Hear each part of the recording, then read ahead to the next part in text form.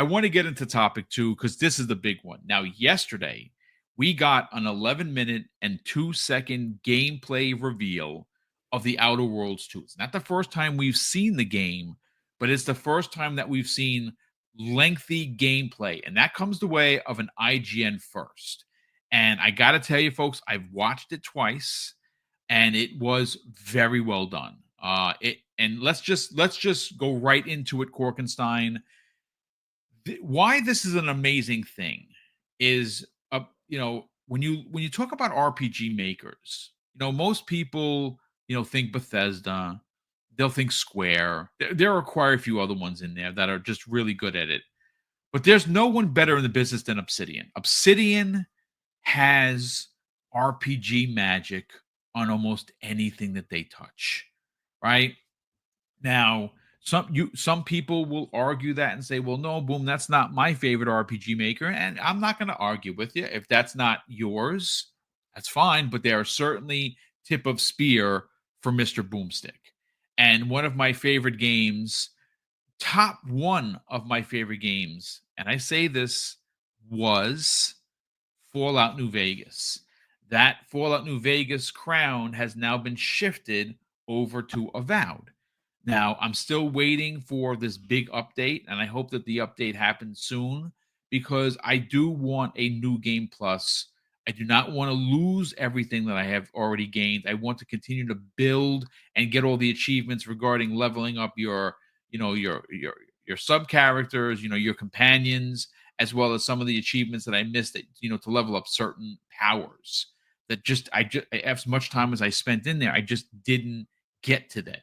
So that's why I want the new game plus. Keep my level and just keep playing the game, start over, and I'm going to play from an entirely different perspective. I'm going fighter and I'm going third person. Before, it was magic user and first person. And that's going to change the game entirely, make it entirely different for me. I'm very excited for that.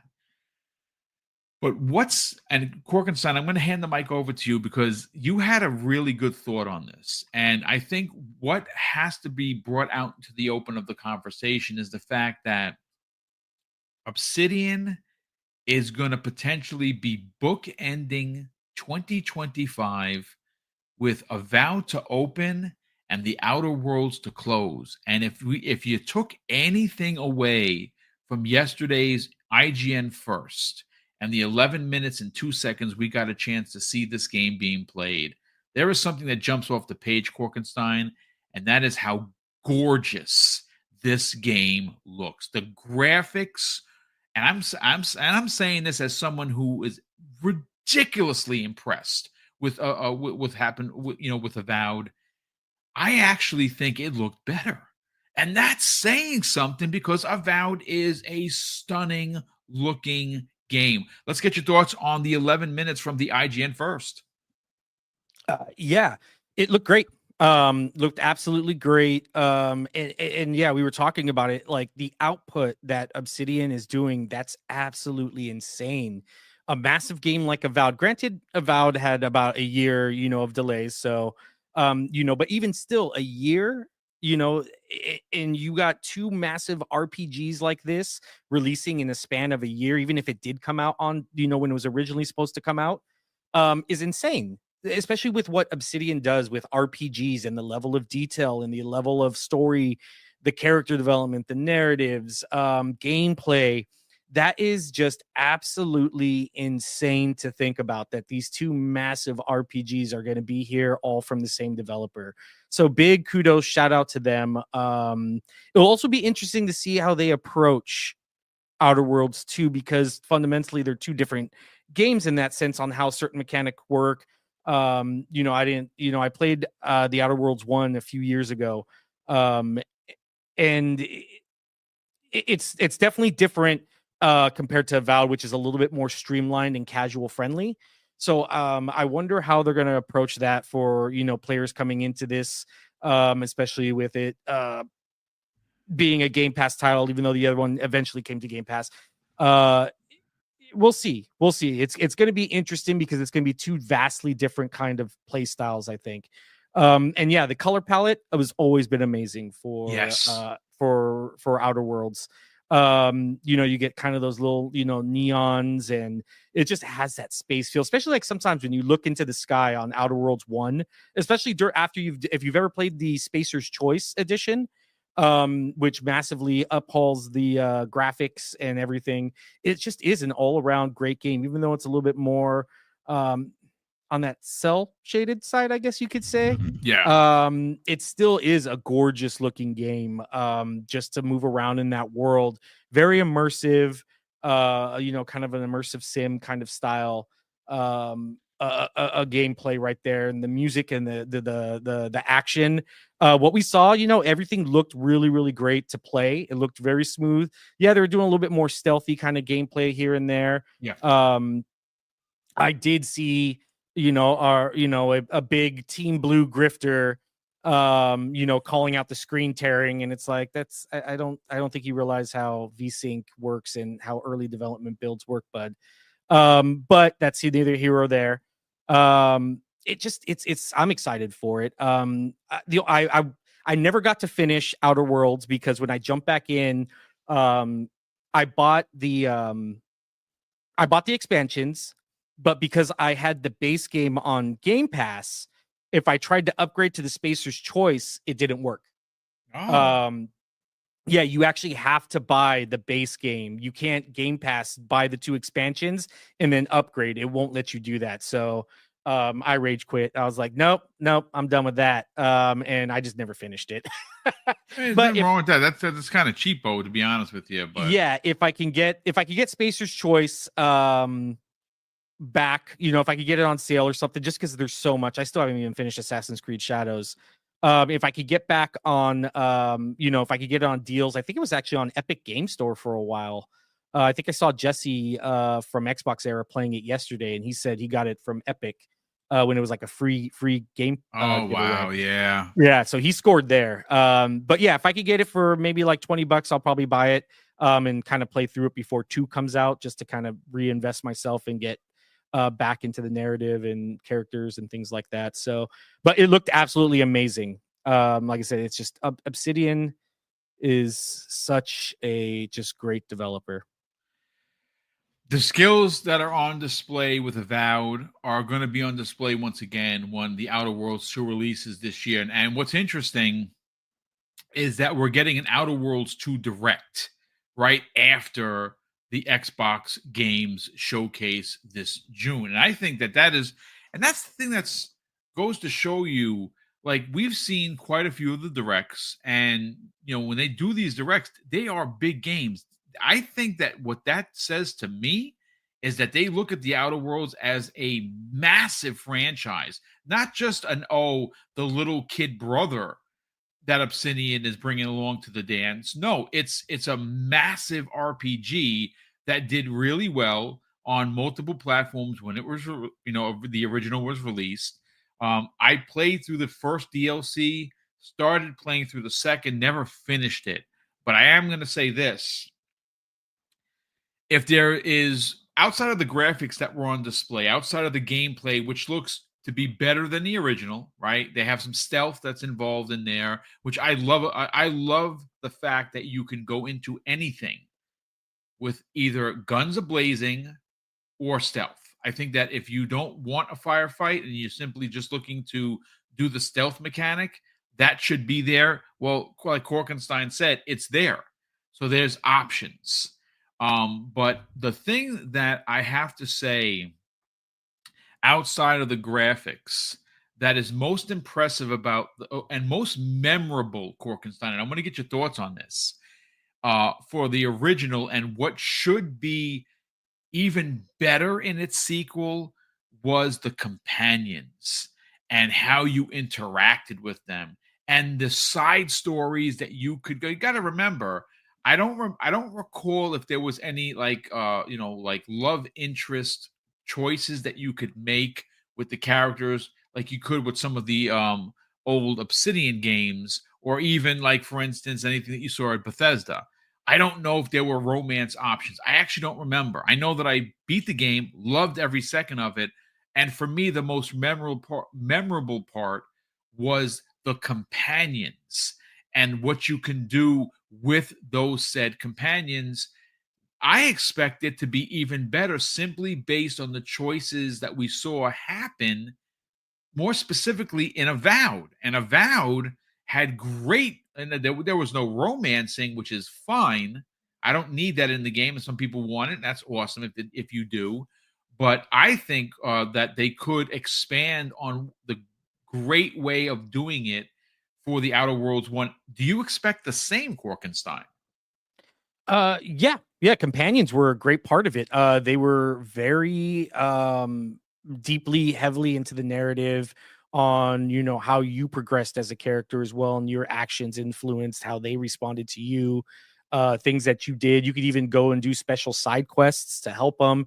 They had their own ability trees. I definitely think it will be expanded. Companions played a big part in, you know, character development and setting the narrative for the player. It'd be a shame if they went away from that. Yeah, I remember they had I remember they had Pravarti, I think was her name. Yeah, she was awesome. She's my favorite She's the of first one companions. you get. Yeah, Yeah. and the seafood town. And then they had the Vicar Max, which is also the same town. I remember the robot Sam, I think his name Yes. was. Yeah. Yeah, they had some great characters. Like, these are memorable characters. I mean, what, the game came out in 2019, 6 years ago, and I'm, you know, still remembering some of these characters' names. Just shows you how deep that companion development was and how they really impacted the player. So I'm looking forward to it. I think companions would be a massive misstep if they did kind of move away from that. I hope they double down on it. We'll find out though at the direct. I think of there's a lot of things I think Outer Worlds could have gone with. But, you know, given the time, RPGs were not given the time. I mean, that makes it sound so old. But I guess given where RPGs were at that time, I guess there's still always room for improvement, especially for a new IP, you know, coming into the world. There's so much more I think that they could have done with Outer Worlds that we'll definitely see in Outer Worlds 2. Doesn't have to be anything crazy, you know. They don't have to put in a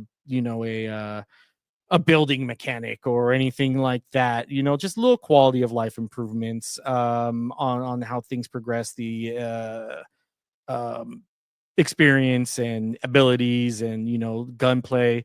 I thought the gunplay was fine. I don't know if you've played it recently, but I think it could be just a little, you know, everything with how quick twitch everything is, like action shooters now. For first person shooters, I think they could maybe just improve it just a little bit. We'll see how they come in. I think if they've learned anything from Avowed, which has some of the greatest combat as a first person game, because of how fluid it is, I think if they nailed the Avowed combat in Outer Worlds 2, you're looking at a game of the year winner for sure. Well, I mean, look. So, just to add additional context, because we're going to get out of here at 12, or maybe just a few minutes after, because Korkenstein's got a prior engagement that he has to handle. So, normally this show only runs about 60 or 70 minutes anyway. I did, of course, pull the IGN article, and I want to read. I want to read verbatim from it because there's some interesting points of contention here. And of course, the article is available to read at IGN.com. It was written by Michael Hyam, and it was posted yesterday. And according to the article, all footage that you saw yesterday is from a work in progress alpha build. So screen tearing happens. Yeah. Okay. So Team Blue Person, stop being overcritical and ask for better of Sony before you start doing what you do towards Xbox. I'll say that. But um, this is what the article had to say, Korkenstein. And of course, it goes on to say, talk highly about the Outer Worlds 1, but it says this the DNA that has always been a part of the first person RPGs. Well, the Outer Worlds 2 has more sophisticated systems compared to the original game, like a true stealth system and better tools to make the playstyle viable, including effective melee weapons and skills to make silent takedowns possible. Take, for example, the health bar above an enemy's head.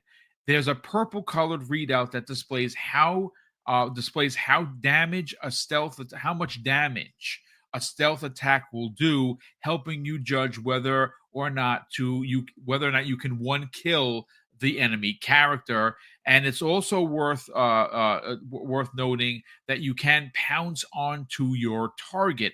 Enemies will also detect dead bodies and alert guards, which you can quickly clean up if you have the skill to disintegrate the bodies on the spot. Oh, freaking yes. And you know what? That reminds me, if you remember, the last one of the last Assassin's Creed, there was one of those things where you literally burnt the body, so there was no having to hide anyone. I Yep. love that. So it goes on to say here, there are several interlocking systems that factor into how you're able to play, leaning more into the RPG elements that make up specific character builds. And I think that is awesome. And like I said, one of the things that we're getting, at least from this article and from what we watched, is that there's going to be multiple play styles. And I think that when you're not pigeonholed, Cork, into playing a specific way, because that, and I think that maybe we're going to see some of the growth from Avowed moved into, of course, the Outer Worlds too. And why I say that is because if you remember when Avowed was the rage, now people are still playing it, people are still enjoying it. People like Jamie Moran just got to the third area and he's loving it, right? But not many people are posting. And one of the things I found absolutely fascinating about the way that people were posting Avowed is every time I saw someone use a character or their character different, whether it be third person or first person, whether it be magic versus, an archer versus a fighter, I'm like, my God, did I play this game wrong? And that's what it looks like we could be getting here. Like you're going to see people's gameplay, whether it be via streaming on Twitch, whether it be watching gameplay on someone's live podcast, like here at Double Barrel Gaming, or just playing not playing by yourself. Pause. Hold on a sec there. I almost went down a dark road. But while you're playing the game, you're going to be able to play it the way you want. I think Corkenstein, that is the most exciting thing because no two gamers are going to play this game. At least it appears that way, that no two gamers are going to play the same. Any additional thoughts and context before we get on out of here? Yeah, that's no, I think you hit it right on the head. And I'm so glad to hear that in the article because that's literally what I just said before. Like it wasn't that it was like that's like at the time it makes it sound old, but some of the systems were outdated compared to what other RPGs were doing, and I'm so glad that that's addressed. And those were the quality of life features I was kind of talking about a little bit, that that Outer Worlds could incorporate. And then, yeah, I think if they learned anything from Avowed, it's being able to let players. I do think Avowed stifles that a bit with how much they penalize you for respecking, especially with how much you can, switch between classes and weapons. It kind of pigeonholes you into one. And I hope that learning from Avowed that doesn't happen with Outer Worlds 2. Let people respec as much as they want. Let them have fun with the builds. Yes. Let them play how they, and that's the whole point of an RPG, is letting people play how they want to play. And I'm so glad to hear that, and I really hope that that's something a big focus is for Obsidian and their push. Like I said, we'll find out more in June at the Showcase Direct.